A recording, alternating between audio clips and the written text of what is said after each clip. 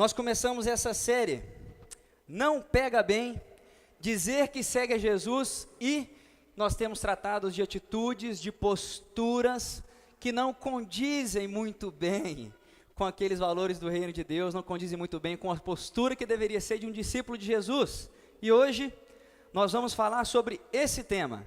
Não pega bem dizer que segue a Jesus e ser mascarado e exibido, ou ser mascarado ou ser exibido. Eu sei que você agora escutou esse tema e talvez você está passando assim na sua cabeça, mas isso não tem a ver comigo, né, Crasso? Não tem a ver com a gente, isso não é assunto para nós. Talvez isso seja coisa de jogador de futebol, né? Talvez ser mascarado e exibido seja coisa de ator de Hollywood, né? Mas para nós não. Ser mascarado e exibido talvez seja coisa de atrizes globais, de modelos. Mas nós não, Crasso. Nós não somos mascarados e exibidos, né? Nós somos discípulos de Jesus. E um discípulo de Jesus não é mascarado e exibido. Concordam comigo? Concordam ou não? O grande problema é que existe uma linha muito tênue na caminhada cristã entre a virtude e o pecado. Por exemplo, você veio aqui nessa manhã, e isso é uma virtude, porque estar na comunidade cristã aos domingos para poder adorar a Deus, para poder agradecer a Deus pelo que tem feito na sua vida, para poder ouvir dele os ensinamentos, é uma virtude. Mas talvez você tenha vindo aqui hoje pensando em vir para que ninguém durante a semana te pergunte, você não estava lá, o que você estava fazendo? Ou talvez você tenha pensado em vir pensando o seguinte, que não queria que o pastor Fernando ou alguns dos presbíteros te ligassem durante a semana perguntando assim, você não estava lá, o que aconteceu? Percebe a linha tênue entre virtude e o pecado? Em outras palavras, rapidamente o que parecia ser uma virtude se torna um pecado, porque você está fazendo para homens e não para Deus. Pensando nisso, tem um filme em que a parte final dele retrata muito bem essa linha tênue. E o filme é aquele filme O Advogado do Diabo.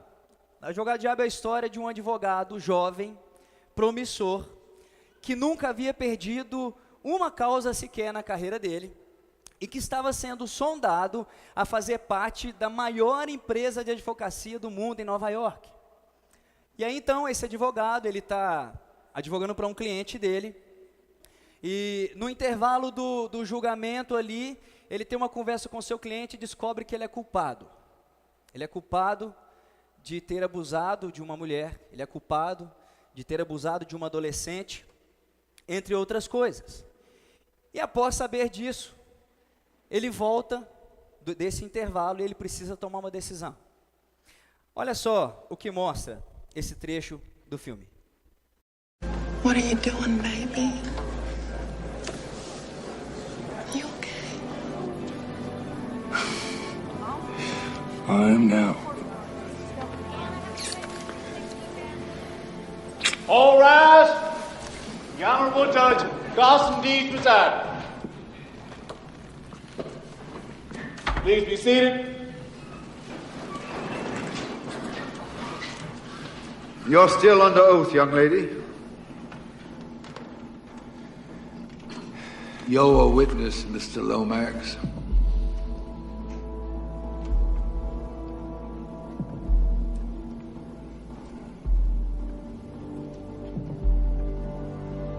Mr. Lomax?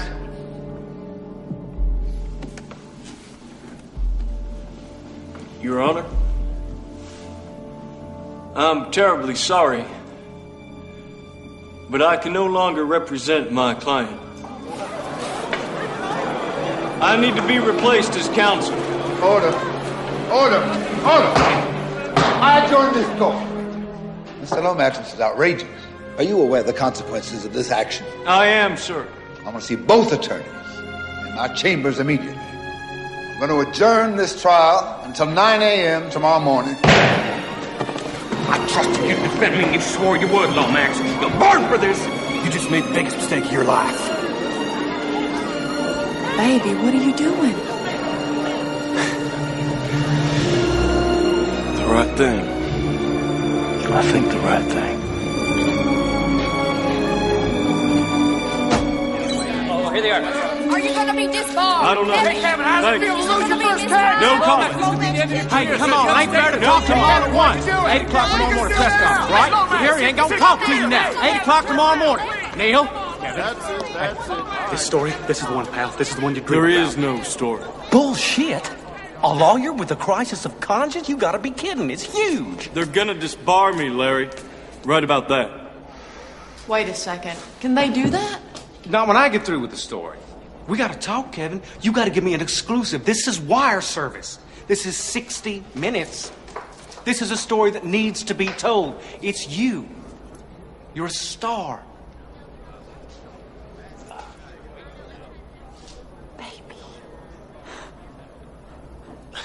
Call me in the morning. You got it. First thing. Bye, Larry.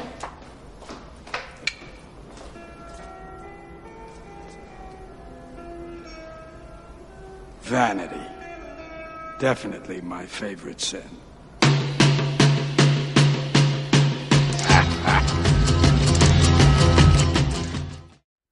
Você percebe que esse jovem advogado, ele toma a decisão certa. A decisão dele é a decisão correta, mas a decisão dele tem uma implicação. A própria imagem dele começa a ficar em xeque. Ele ia perder com aquela decisão. Mas logo em seguida dele tomar a decisão certa, o que aparece? Uma oportunidade. Uma oportunidade dele se tornar uma pessoa conhecida. Uma oportunidade da história dele ser conhecida por todas as pessoas.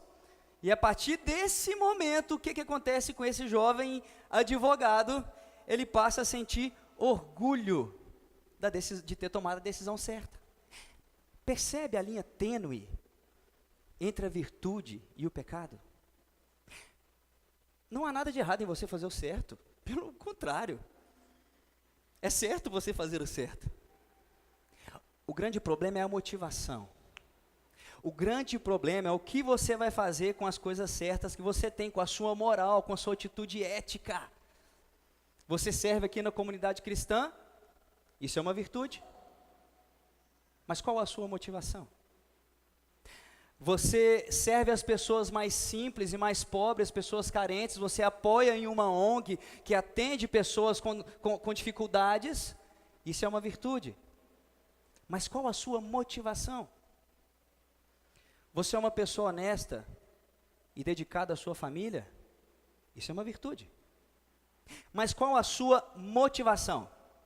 Hoje nós vamos trabalhar no texto de Mateus, capítulo 6, do versículo 1 ao 18. Se você quiser aprofundar um pouco mais nesse trecho das Escrituras, eu te aconselho a lê-la durante as semanas, a refletir sobre ela durante a semana, porque agora de manhã nós vamos só pensar alguns pontos específicos para falar sobre isso. E esse texto ele começa com um problema. Brilhar ou não brilhar? Eis a questão. Porque Jesus começa dizendo o seguinte: tenham cuidado de não praticar suas boas obras de justiça diante dos outros, para serem vistos por eles. Deixa eu explicar aqui para você um pouquinho da cultura da época de Jesus. Jesus está falando em uma cultura judaica. Na cultura judaica, o padrão de religiosidade acima da média, ele era tido por um grupo de pessoas chamados de fariseus. Você já ouviu falar dos fariseus em alguns momentos nas Escrituras. E para os fariseus existiam três coisas que eram muito importantes, que eram como se fossem alicerces para que o homem e a mulher da época pudessem ter uma vida piedosa, uma vida construída à base da misericórdia de Deus. A primeira, dar esmolas. A segunda, orar. E a terceira, jejuar. Então, na mente religiosa da época, na mente religiosa dessas pessoas, essas três coisas funcionavam como as obras de justiça. É isso que o texto diz. tenham cuidado de não praticar as suas obras de justiça diante dos outros. Isso era tido como as obras de justiça das pessoas, os alicerces os quais eles iam construir uma vida piedosa, uma vida misericordiosa. E Jesus está dizendo o seguinte: olha, tenham cuidado de não praticar as suas obras de justiça diante dos outros, para vocês serem vistos por eles.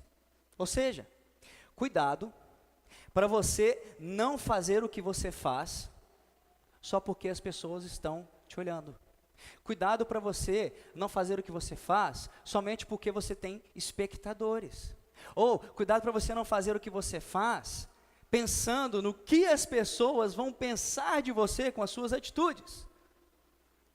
O grande problema é que se a gente voltar a um capítulo, em Mateus, capítulo 5, eu não mudei aqui, mas Mateus capítulo 5, no versículo 16, parece que existe uma contradição. Porque no capítulo 6, Jesus diz o seguinte: tenham cuidado de não praticar suas boas obras diante dos outros para serem vistos por eles.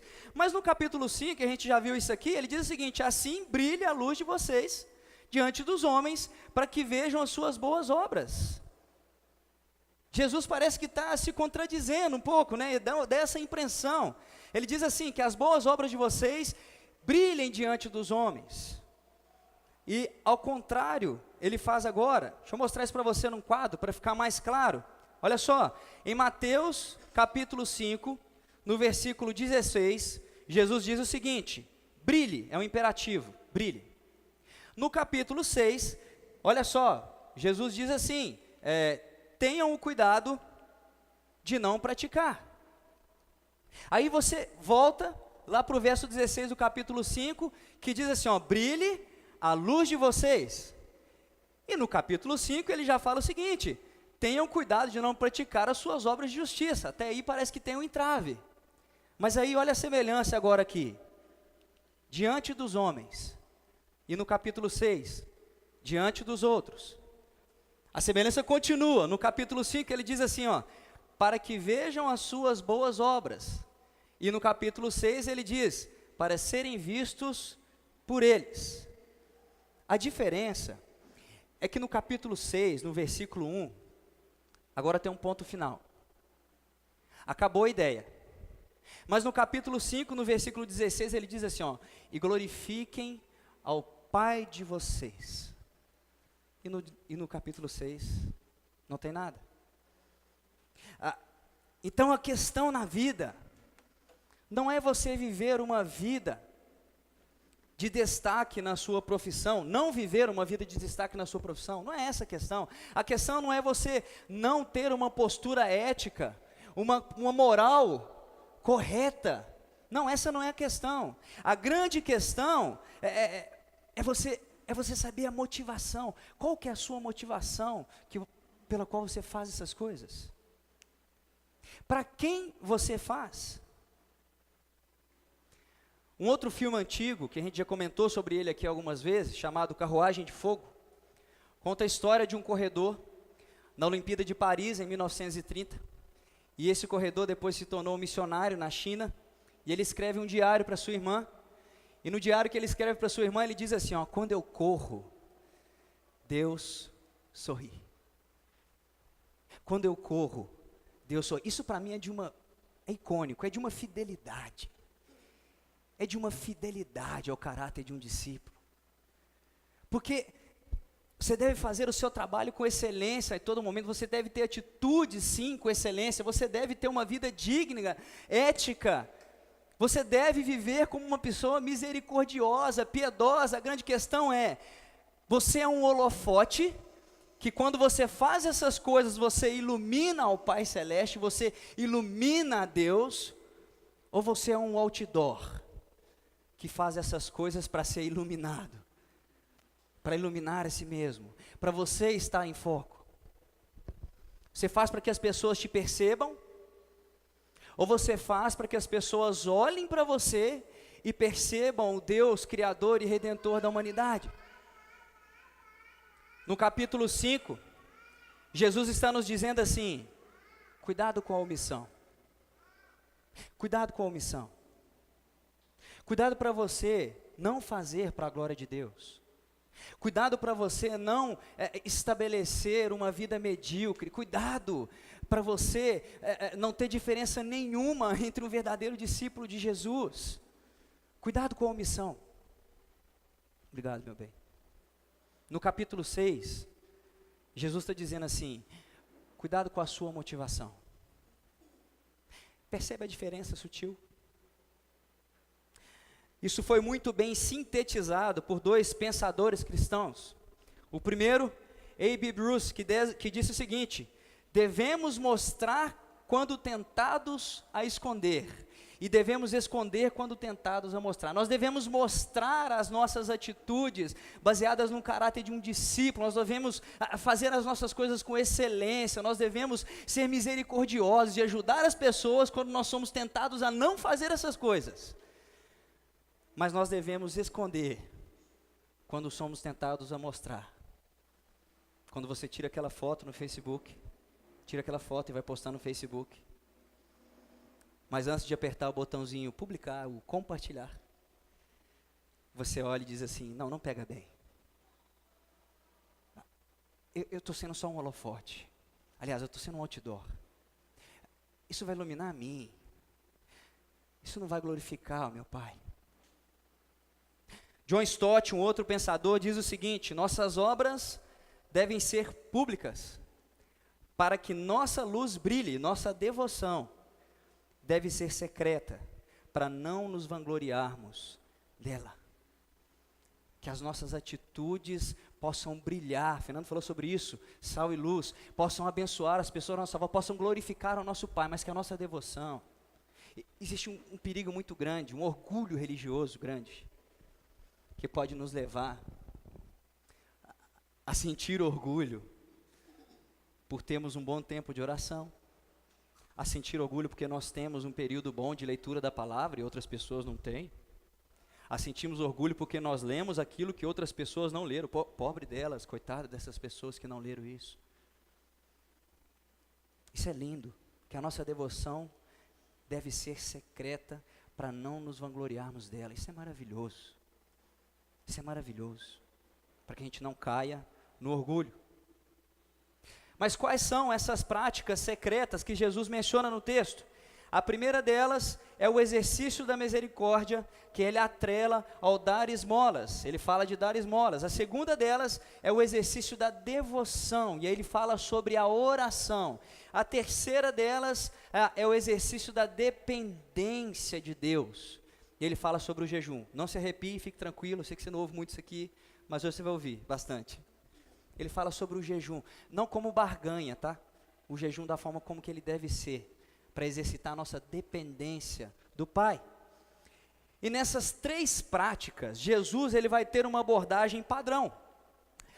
Você vai ler os três trechos que estão lá no capítulo 6, e você vai perceber com exatidão o raciocínio de Jesus, porque ele fala sobre a expectativa dele dos discípulos, ele fala sobre a motivação errada em fazer, depois ele fala sobre a motivação certa em fazer, e no final ele vem falar sobre as recompensas. Só em um ponto que ele vai diferenciar isso, que é quando ele fala da oração, porque aqui em Mateus ele insere a oração do Pai Nosso.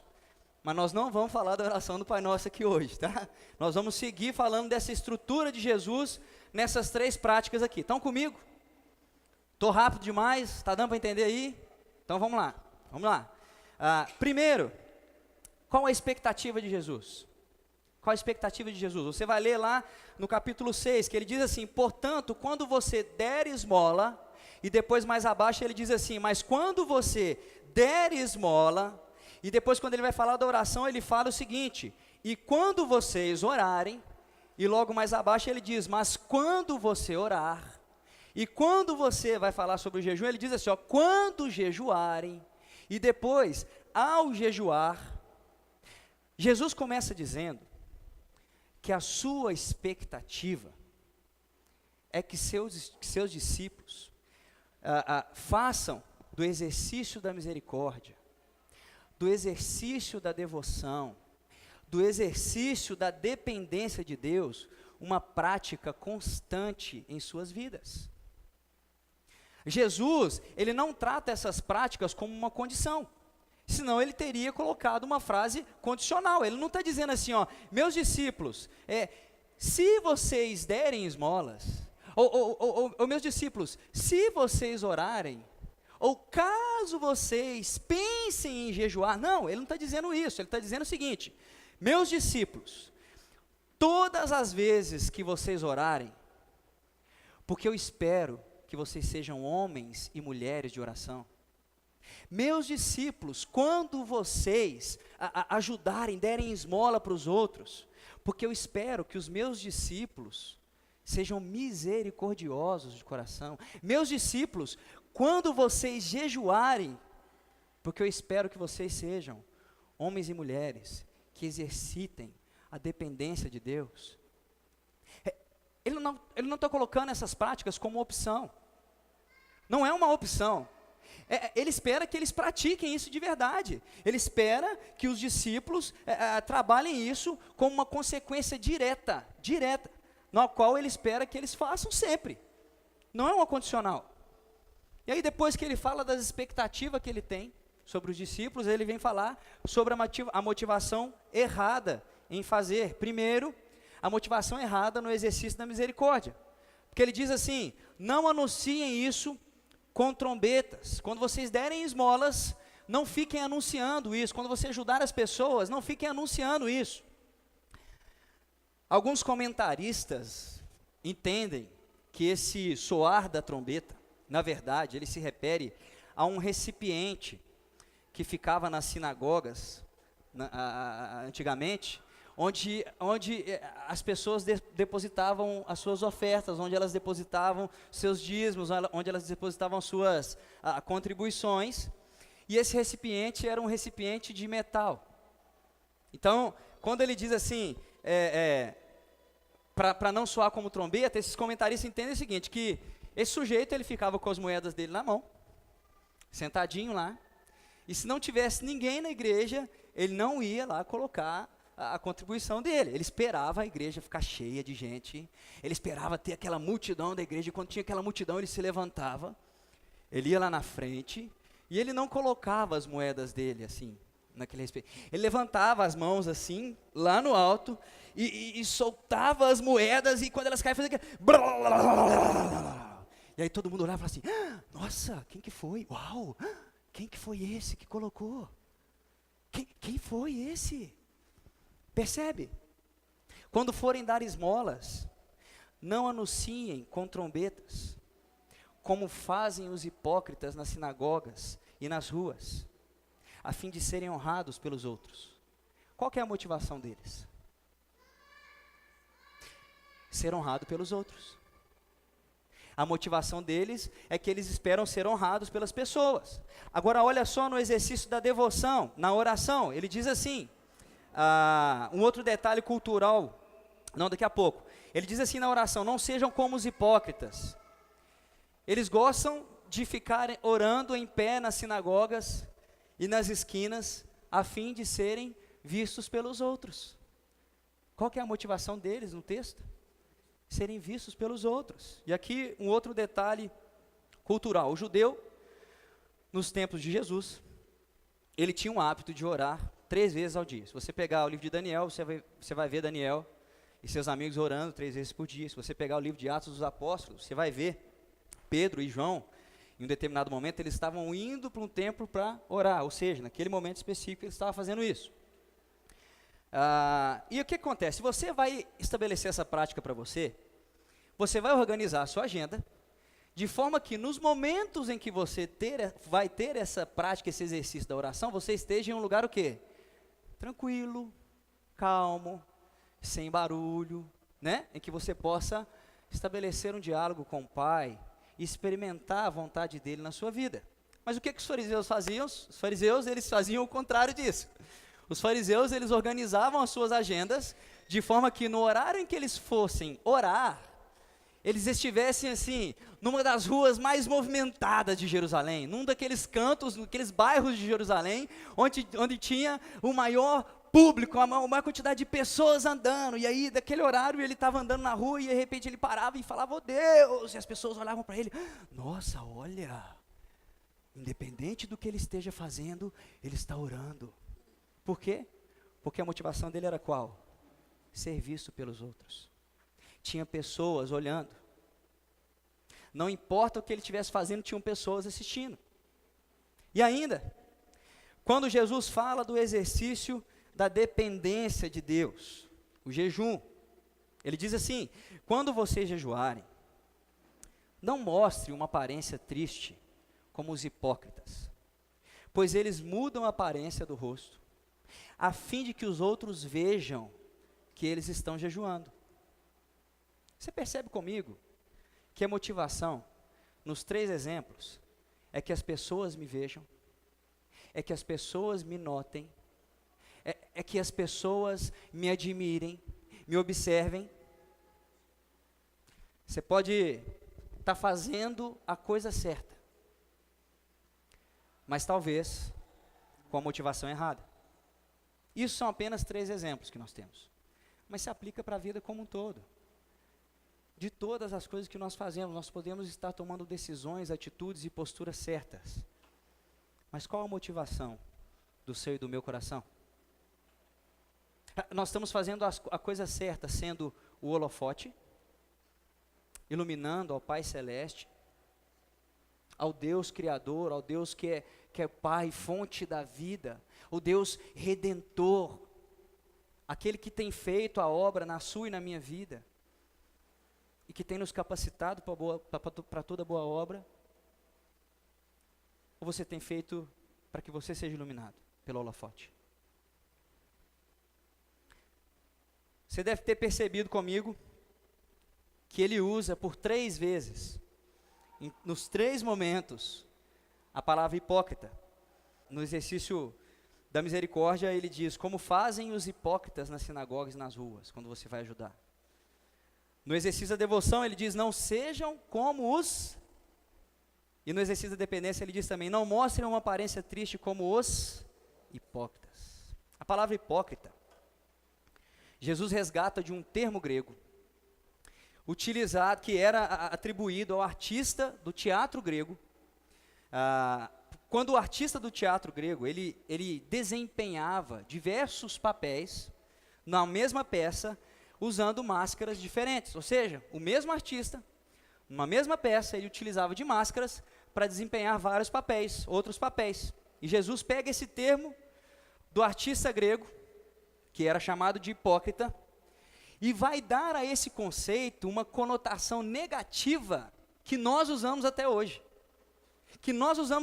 Dizendo o seguinte: não façam como estes, que fazem o que é certo para ter o aplauso da plateia, que fazem o que é certo para ser visto pelas pessoas. Não façam como esses, que fazem o que é certo exteriormente, com máscaras, porque não está preocupado com a motivação do seu coração.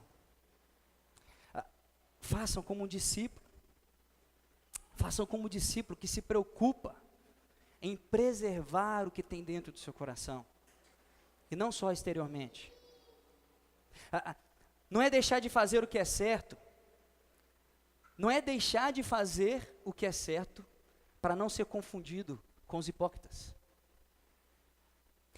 É estar atento à motivação do seu coração. É preservar o que acontece no seu interior, cuidando do seu coração. Jesus nos fala da motivação errada, mas logo depois ele vem falando da motivação certa, no exercício da misericórdia. Ele diz assim: quando você der esmola ou ajudar as pessoas, que a sua mão esquerda não veja o que a sua mão direita está fazendo, de forma que você preste atenção à sua preste a sua ajuda em segredo. Ninguém precisa ficar sabendo que você ajudou aquela família no momento de dificuldade. Ninguém precisa ficar sabendo que você ajudou financeiramente aquela pessoa que precisava pagar as contas e não tinha condições. Talvez aquele seu amigo não precisa nem ficar sabendo que você estava por trás daquele emprego que ele conseguiu. Ninguém precisa ficar sabendo que você viu que a comunidade tinha uma dificuldade, você resolveu ajudar, dando aquilo que a igreja estava precisando. Talvez os administradores da igreja vão saber, mas eles também não precisam contar para ninguém que você ajudou. Ajude em secreto. Olha só, sobre o exercício da oração. Ele diz assim: quando você orar, vá para o seu quarto, feche a porta e ore ao seu pai que está em secreto. Faça do seu tempo de oração um tempo privado. Faça do seu tempo de oração um tempo seu com Deus. É interessante Jesus falar isso. Vá para o seu quarto e feche a porta, porque na época, as casas da época em que Jesus falava essas coisas não tinham portas. Não tinha uma porta que separava o quarto da sala. Não tinha uma porta que separava a cozinha da sala. O único lugar que tinha porta numa casa daquela época era no depósito, na despensa. Então é como se Jesus estivesse falando para você, ó, quando você for orar, vai para o armário da despensa e fecha a porta. E ore ao seu pai, que está em secreto. Coloca no seu coração, coloca na sua cabeça uma coisa. O importante não é que os olhos dos homens estejam sobre você. O importante é que os olhos do Pai estejam sobre você. O Deus Criador. Comece a viver a vida motivado pelo olhar do Pai Celeste.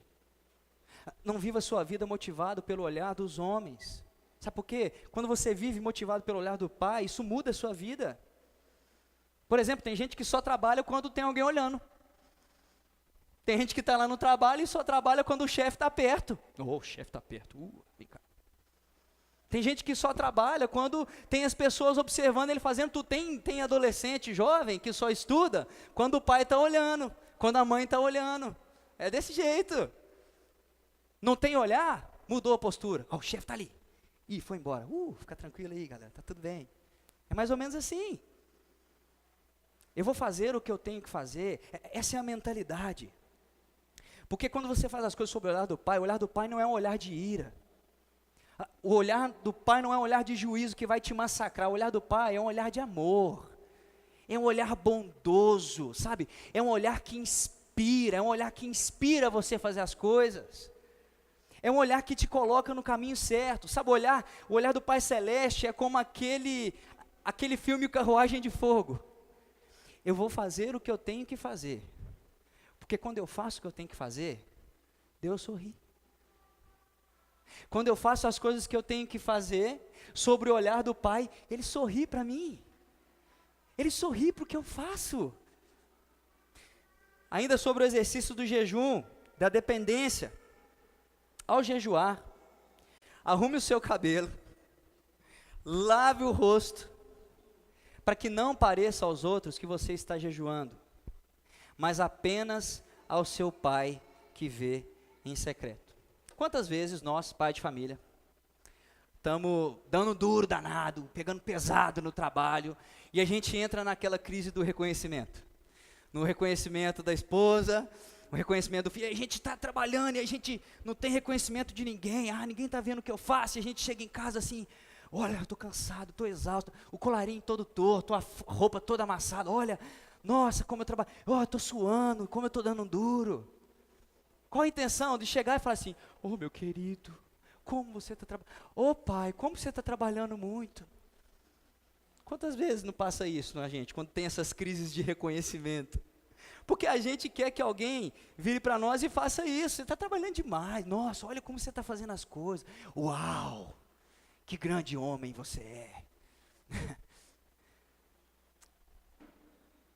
Jesus está dizendo assim, tudo que você for fazer, inclusive o jejum, faça. E tome o cuidado para o seu coração não te enganar. Toma cuidado para o seu coração não te convencer a fazer isso, pensando no que as pessoas vão achar de você. Tome o cuidado no seu coração para que você não faça isso para que os outros vejam. Faça isso para que o Pai Celeste te veja e sorria. Sorria vendo você. A questão está na motivação.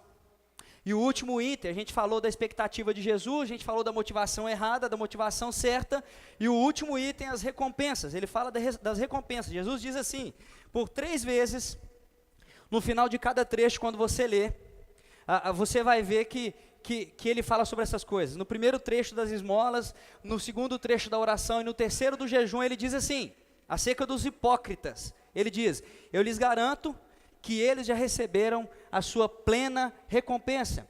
A palavra recompensa aqui, ela é uma palavra técnica, utilizada por Jesus no meio comercial.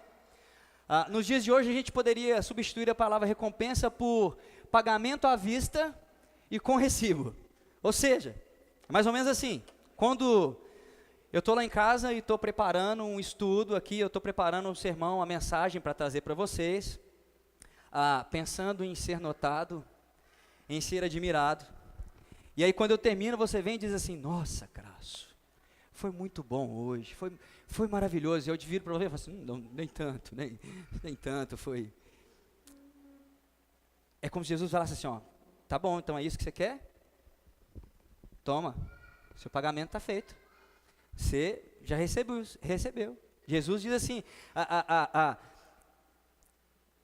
se é isso que você quer, você não tem mais nada para receber de mim. É como se ele estivesse dizendo assim, se é isso que você quer, você não tem mais nada a receber acerca disso, Crasso, na eternidade. Pronto, acabou. Está aqui seu recibo, seu pagamento foi efetuado. Acabou. Ele fala isso. Esse é o termo que Jesus diz. Agora olha que interessante, porque Jesus fala daqueles também que exercitam a misericórdia, que exercitam a devoção, que exercitam a dependência em secreto. Ao contrário dos hipócritas, eles fazem isso debaixo dos olhos do Pai, sob o olhar do Pai celeste, do Deus Criador. Ele diz assim, o seu Pai, que vê o que é feito em segredo, o que ele vai fazer? O recompensará. De quem você quer receber a recompensa? Dos homens? Seu pagamento à vista, com recibo, está pago, não tem mais nada. Ou você quer receber a recompensa do Pai? Em 1 Coríntios, capítulo 3, o apóstolo Paulo, ele cria uma imagem, que talvez fique fácil para a gente compreender o que Jesus está dizendo aqui.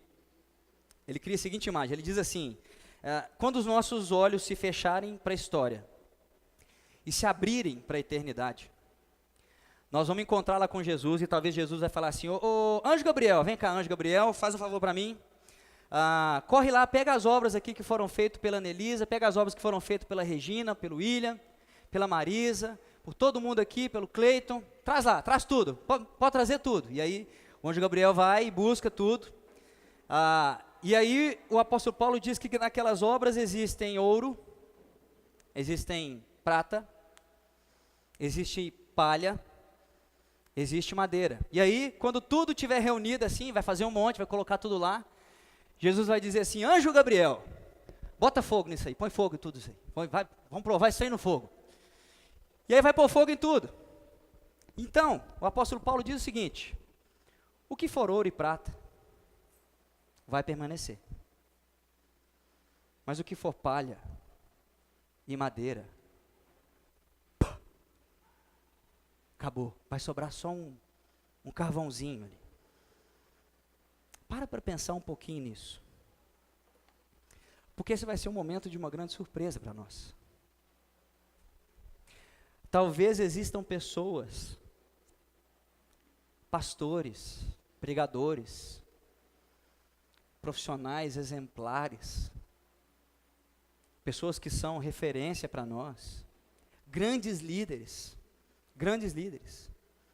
gente que se dedica aos pobres com grande intensidade, e você acha que a recompensa dessas pessoas diante de Deus vai ser enorme, gigantesca, mas o que o apóstolo Paulo está dizendo é o seguinte, é que se essa pessoa fez tudo o que ela fez, pensando em quem estava olhando para ela, fez o que ela fez porque ela seria notada, porque ela seria admirada, quando colocado no fogo, tudo palha, tudo madeira, tudo. Sobra só um carvãozinho. Agora, tudo aquilo que você faz, exercitando o seu coração, a fazer para Deus, exercitando o seu coração, a fazer sobre os olhos do Pai, é recompensa que você tem diante dEle, é recompensa que você vai ter dEle, não dos homens, tudo ouro, tudo prata. Jesus não está nos convidando a deixar de exercitar a misericórdia, ajudando os mais simples e pobres. Jesus não está nos convidando a deixarmos de orar, a deixarmos de jejuar. Não. Jesus não está nos convidando a deixarmos de servir na igreja, a deixarmos de cantar, a deixarmos de participar de algum ministério. Jesus não está nos convidando a deixarmos de contribuir financeiramente com a comunidade cristã, que a gente faz parte dela. Não é isso que Ele está dizendo. Ele está dizendo o seguinte: cuidado com a sua motivação. Ele está dizendo assim: não faça isso com a motivação dos hipócritas. Não. Que os meus discípulos façam todas essas coisas, exercitando o coração a ter misericórdia, a ter a sua motivação nos olhos do Pai, que te vê em secreto, a ter a sua motivação nos olhos do Pai, porque o Pai que te vê em secreto e conhece o seu coração, e sonda o seu coração, Ele te recompensará. Ele te recompensará. Busca a recompensa do Pai, não dos homens. Quando a gente busca a recompensa dos homens, a gente desanima. Porque é interessante, como eu falei para vocês, por um lado, se eu venho aqui, preparo isso aqui tudo, venho, e consciente ou inconscientemente, eu tenho no meu coração o desejo de ser notado e ser admirado, e você fala assim: nossa, Crasso, que maravilhoso, que bom. Assim, é como se juntasse a fome com a vontade de comer, as coisas casam assim. Mas tem um outro lado. Às vezes você está servindo aqui na comunidade, às vezes você está se dedicando aqui na comunidade, e está pensando assim: mas eu nunca sou recompensado por isso. Mas as pessoas não me notam. Nunca ninguém veio me agradecer pelo que fiz. Ei, peraí. Você está fazendo para quem? É sobre o olhar de quem que você está fazendo? Mas talvez também existem pessoas aqui na igreja que não estão fazendo nada, e você se sente constrangido em não fazer nada, quando eu olho para você e você acha que eu sei que você não está fazendo nada, e eu não sei se você está fazendo nada ou não, mas você se sente constrangido porque eu acho que você não está fazendo nada. Desculpa, se você tiver de fazer alguma coisa, não faça porque eu estou olhando, não faça porque o pastor Fernando está olhando, não faça porque o Teco está olhando, não faça porque a liderança da igreja está te olhando. Faça porque o Pai, que te vê em secreto e sonda o seu coração, está olhando para você. Faça para o Pai celeste. Faça como fruto do amor a Ele, não aos homens. Não aos homens. Para refletir e praticar, igual a cebolinha. Para refletir e praticar. Através da generosidade, exercite a misericórdia em seu coração. Você só se torna uma pessoa misericordiosa se você exercitar a generosidade. E não adianta você falar assim: Deus, me faça alguém mais generoso. Não, besteira isso. Besteira. Comece a dar. Comece a ser mais generoso. Seja mais generoso. Dê um pouco mais de seu tempo para as pessoas, dê um pouco mais dos seus recursos para as pessoas. Exercite isso. Aí sim o seu coração vai se tornar mais misericordioso. Através da oração, exercite a sua devoção a Deus. Tempo diário de oração, tempo diário de leitura da palavra. Eu sei, nós temos falado muito disso aqui. Gente, nós somos uma geração que diz que não sobra tempo para poder ler as Escrituras, que diz que não sobra tempo para orar, mas como a gente tem tempo para a internet? Como a gente tem tempo para as redes sociais? Como a gente tem tempo para essas coisas que não são prioritárias em nossas vidas? Como a gente tem tempo para acompanhar tudo quanto é seriado novo que lança Netflix? Nós precisamos colocar as coisas no lugar certo. Primeiro Deus, depois o resto. E quando eu falo resto, pode soar pejorativo, mas é isso mesmo. O que é mais importante na sua vida? O que é prioritário para você? Através do jejum, exercite a sua total dependência dele. Eu sei, você não nos ouve falar muito sobre jejum, talvez você queira falar ou aprender um pouco mais sobre isso. Ok, é só você me procurar depois, ou procurar o Teco, procurar algum dos presbíteros, ou o Fernando depois, que a gente pode explicar um pouco para você sobre isso, mas de maneira muito prática, presta atenção em mim. O jejum é uma forma de você se abster de determinadas coisas que te distraem. O jejum não é uma barganha com Deus para você conseguir as coisas.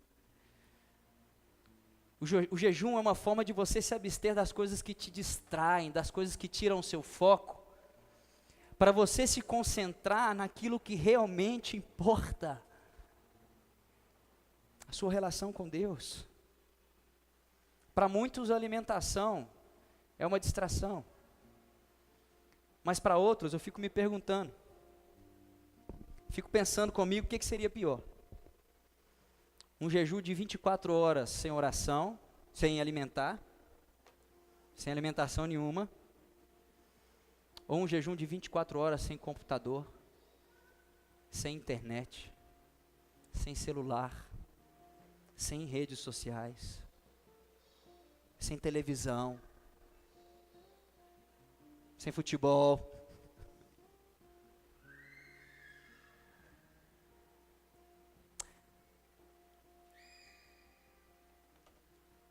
Ou então você dedica o tempo que você se alimentaria, você pega esse tempo, que você estaria distraindo com essas coisas, se dedica em oração. Você pega todo o tempo que você investe com essas coisas, e se abstrai delas, e exercita a oração. Ou você pega o tempo que você se alimentaria, e aproveita para você se alimentar da palavra de Deus, das Escrituras. Ainda, brilhar ou não brilhar, eis a questão. Cuidado para não confundir humildade com comodidade, porque tem gente que você pensa assim, nossa, como essa pessoa é humilde, mas não é humildade não, ela é acomodada, é relaxada, porque ela pensa assim, não, eu não vou participar da música porque eu não quero aparecer, eu prefiro ficar aqui no meio das pessoas e cantar aqui tranquilo. Não, eu não quero servir, porque senão as pessoas vão me ver fazendo essas coisas, eu quero que Deus saiba o que eu faça. Que nada, você não quer estar aqui de manhã, 8 horas da manhã para ensaiar na música, você não quer vir aqui no sábado para poder dedicar seu tempo, sair da sua comodidade e ajudar os caras a montarem isso aqui. Comodidade, saia da comodidade, brilhe para a glória de Deus, brilhe para a glória de Deus. Jesus não está dizendo para você parar de brilhar, Jesus está dizendo para você brilhar, brilhem para o Pai, sejam holofotes que iluminam o Pai. E por fim, já estou acabando, não dorme não, 3 exercícios para você não se perder na medida em que você brilha. Primeiro, sirva as pessoas. Sirva as pessoas mais simples, sirva as pessoas carentes, sirva as pessoas pobres, sirva as pessoas de um modo geral. Sabe, se durante a semana você é servido no seu trabalho, você tem as pessoas que vão até você e te servem, de alguma maneira, aproveite o seu tempo aqui, aos domingos, para você servir as pessoas, ou passe a servir as pessoas no seu trabalho, no ambiente que você está. Isso faz bem para o seu coração. Você sacrificar a sua comodidade, você sacrificar o seu tempo para se dedicar em servir as pessoas, para se dedicar em algo que você vai servir os outros. Dedique-se diariamente à oração. Isso vai fazer com que você brilhe e não se perca. Porque quando você entra no armário da despensa, não vai fazer isso em casa não, viu gente? Deixa eu mudar. Quando você entra no seu quarto e fecha a porta, e você ora assim: Pai nosso que estais no céu, santificado seja o teu santo nome, venha o teu reino. Opa. Aí você descobre que o que você faz não é para o seu reino,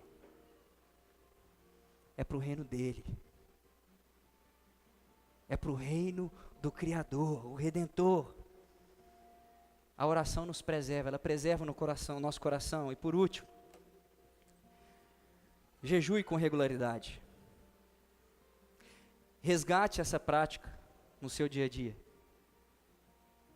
Resgate essa prática uma vez ao mês, de se dedicar à oração, de se dedicar à leitura da palavra, de declarar para Deus: Deus, a fonte da minha alegria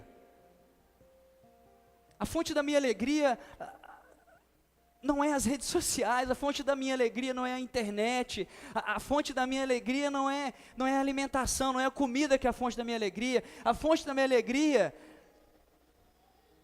é o Senhor.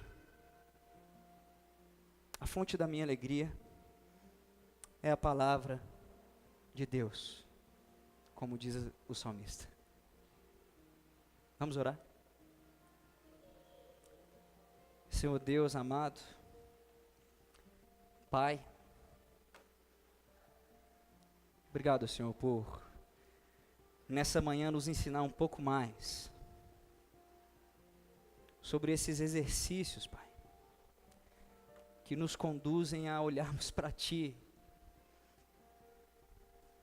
e distanciar a nossa postura dos hipócritas. Se há um pingo disso em nós, Pai, toca o nosso coração aqui nessa manhã, para que essa motivação errada se extirpe, para que essa motivação errada se acabe, para que essa motivação errada vá embora, meu Deus, para que nós possamos colocar em nossos corações a expectativa que o Senhor tem. Sim, somos falhos, Pai. Sim, meu Deus, somos pecadores, Pai. Nos perdoa por isso, Senhor. Nos perdoa por nos distanciar de Ti, nos perdoa por nos afastar daquilo que o Senhor tem trazido para nós. Conduza o nosso coração a sermos pessoas mais generosas, mais misericordiosas, Pai, que nós possamos exercitar no dia a dia o dar esmolas, o ajudar as pessoas, o ajudar as pessoas carentes, ajudar as pessoas que estão à nossa volta, a dedicar tempo, a dedicar os nossos recursos às pessoas. Senhor, nos ajuda a ter na nossa mente e coração a prática do exercício da devoção a Ti em secreto, Pai. Que não nos orgulhemos disso, mas que a gente faça para Ti, sobre o Seu olhar. Senhor, nos ajuda a exercitar a dependência de Ti, Pai. Talvez essa seja a mais difícil. Nós insistimos em levantar daquele banquinho que que seria o Senhor, Pai, nos conduzindo e querer caminhar com as nossas pernas. Nos ajuda a depender do Senhor, a exercitar a dependência do Senhor, com a prática do jejum, Pai. Para que a gente volte a colocar no lugar certo as coisas certas, Pai. Que nós possamos ser discípulos de Jesus, não mascarados, não exibidos, não hipócritas. Que com as nossas posturas possamos ser como os holofotes que iluminam a Ti, que glorificam a Ti, para a honra e glória do Teu santo nome, Senhor, e não para nos glorificar. É o que nós te pedimos, no nome santo do Senhor Jesus. Amém.